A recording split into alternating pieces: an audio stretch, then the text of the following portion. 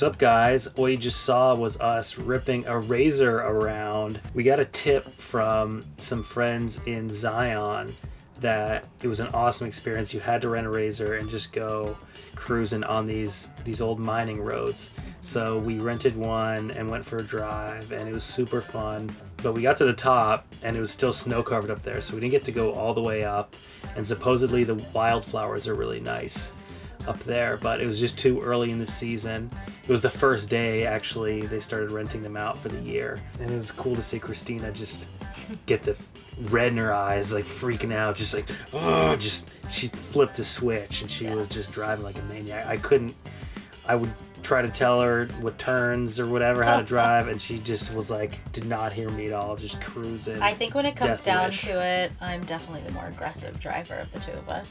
After getting lots of recommendations about checking out Ouray, we decided to make it our first stop in Colorado, and we're so glad we did. Ouray is a really small town nestled in a box canyon on the west side of the San Juan Mountains. It used to be an old mining town, but since it's become a hot tourist destination, especially for their hot springs. Driving into Ouray is incredibly beautiful. The mountains are so huge and they're on all sides of you. And when you get into the town, you can look up in any direction and there's just steep cliffs all around you. And it's so pretty because especially the time of year we went, they were all still snow-capped. Ouray also has a great small town vibe. We chose to stay at the 4J RV park, which is right downtown. And from the RV park, you can literally walk downtown to everything. Our site at the campground was also right on the river, which was gushing water because of the recent snow melt. And that was a really cool backdrop to our campsite for the week. You almost didn't need a noise machine at night because you just heard it 24/7. So the first night we stayed in Ouray, we heard a bunch of like clanking late at night, and apparently a bear had gotten into the dumpster and stole some trash. And when we hiked later that week, we saw the trash on the side of the mountain, which was kind of funny. We took it way up there. Yeah. And then on the second night, it snowed, which was just, I don't know. We weren't ready for that because we just came out of the desert and we were just like, what the? But it was cool. It was cool to see like different weather, you know, not the same like hot and sunny day every day. So the variation in the weather was nice. So one thing we were recommended to do in Ouray was drive the $1 Million Highway, which was a sort of a transport road that had gone from Ouray to Silverton. And it's this beautiful, winding, you know, high cliff highway with like little to no barriers on the side, so the avalanches will cleanly clear the road. But it was scary, beautiful. Insert interjections here. It was incredible. The area is super avalanche prone, so we saw a ton of avalanche debris, and they even had a tunnel that was built to let the avalanches flow over, so that was pretty cool. I'd never seen one of those before. Yeah, I think the $1 Million Highway was probably the single most beautiful drive that we have done on this trip. I mean, every turn there's just another huge mountain and another amazing valley. And even as you drove, you could see all the old mines peppering the mountainside. And you could also see remnants of ghost towns along the way that used to be old mining towns. So at the end of the $1 Million Highway is Silverton. So we did like an afternoon there, and that was a really cool place. I'm very excited to go back to Silverton during the winter because they have an extreme mountain there that's known for its heliskiiing, and it's like reasonably priced. So you have to get all the avalanche training, and then they'll fly you deep into the mountains where you can just hit untouched, maybe never even been skied mountains. And I would love to take a crew and go back and do that. So put your names in the comments and we can assemble a heliski crew for this winter. So the first bar we went out to was Outlaw Piano Bar, which was a blast from the past. It felt like you were an old miner in like the 1890s in this place.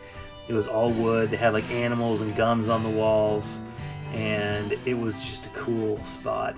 Yeah, the bartender had been bartending there for something like 30 years, so she had all the great stories. One of the bartenders mentioned that they preferred Ouray when it was a mining town, so that was an interesting observation. It makes sense though, because tourists, they can be vicious. The piano player's repertoire was actually very broad too. we were just sitting there, and I was like, that sounds really familiar. And he did like a Disney medley. He did like Aladdin. He did some stuff from Little Mermaid. I'm like, this is great.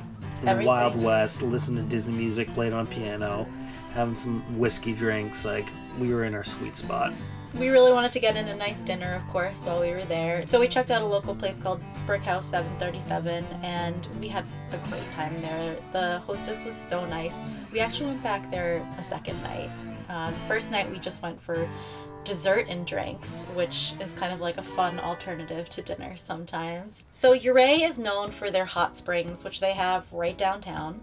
And I had never been to hot springs before, so I was pretty stoked to go. So we put on our swimsuits and biked over and took a dip. So while we were soaking in the hot springs, you could just see the view of the Box Canyon and the layers of mountains over the town of Ouray, and it was so relaxing. It was really nice. It was too hot. So one day I decided to go on a mountain biking adventure, and we'd heard about this natural feature called the Amphitheater. So I decided to take my bike and try to access this thing. And to get there, I had to bike a little bit up the $1 Million Highway and then into the trailhead. And I vastly underestimated the difficulty of this ride. By the time I got to the trailhead, I was ready to throw up.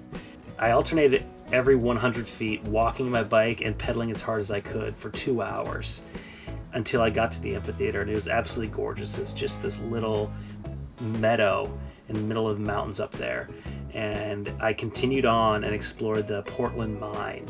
This is the end of the Portland Mine Trail. This is where the mine must have been. Looks like it's been blocked off, so you can see the railroad tracks, or what they use for the carts. This is where it used to be. It goes right into the mountain. There it is. Hoping to get in the mine. Fortunately not today. Not ever. It was funny because it was supposed to be like a rejuvenating day off for me, but it ended up just kicking my ass. Another really cool feature about Ouray is they have a hiking trail that circles the entire town called the Perimeter Trail. And you can access it from all different points in town. So we could literally walk up right behind our campsite to the trail, and then you just kind of work your way around. I was out of breath by the time I even connected to the trail from our campsite, but the views are so worth it.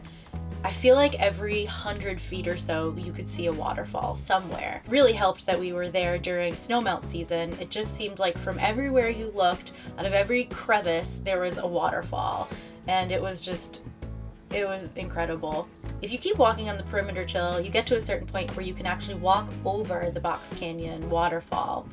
And I wasn't expecting it, so it kind of came up and surprised me. But I pushed through my fear of heights and I walked over the bridge and was super proud of myself, and it was very rewarding and very cool. And then at the end, they had this tunnel kind of carved into the rock. So I was like, okay, I guess I'll just go through this.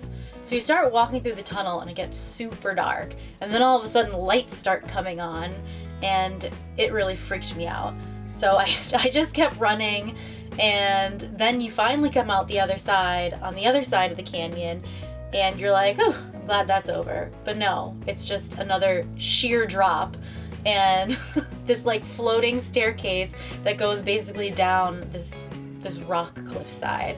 So I feel like it was just like one jaw-dropping moment after the other on the Perimeter Trail. Highly recommend. Full of interesting surprises and incredibly beautiful. So one thing in town we knew we had to do was visit the Alchemist. And the Ouray Alchemist is a pharmacy museum. So Kurt had an outstanding collection of artifacts from the entire period of known medicine. From beautiful jars that held leeches to patent medicines in their original bottles. The collection was just amazing. So he gave us a 2-hour-long presentation going through the entire museum.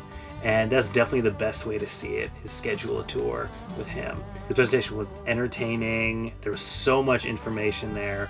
So the journey takes you from the early days of alchemy all the way up to the Wild West, and then some modern stuff as well. And you could tell that he was very passionate about the subject matter and knew his stuff. He also showed us how they made pills back at the turn of the century. So they would take the medicine and put it in a mortar and pestle, and then combine that powder with some kind of coagulant, like earwax even, and then roll that out in a little snake and then put it in this chopper that would chop it into the separate pills. So he did a demo and showed us how they did this, and it was really fascinating. It was also crazy to find out that a lot of these patent medicines and early medicines really were just alcohol mixed with various things. So it kind of gave you a window into like why the temperance movement actually happened. You know, we think about prohibition, like why would you do that?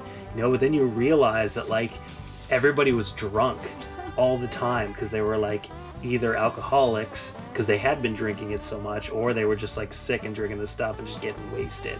So everybody was drinking alcohol. So you can almost see why there was a response in the other direction. People were like, we need to do something about this. Yeah. Out of hand. We got out of hand. Overall, I think Ouray was the most beautiful place that we've visited thus far. I feel like it's a small town that I would just love to come back to and spend more time in, and I would love to come during maybe later in the season, like in September, maybe when some of the tourism has died down and the snow's gone and you can really get into all the amazing hiking that they have in the area. If you love Colorado and you haven't been to Ouray, put it at the top of your list. So next we're headed to Telluride, and we'll see you guys there.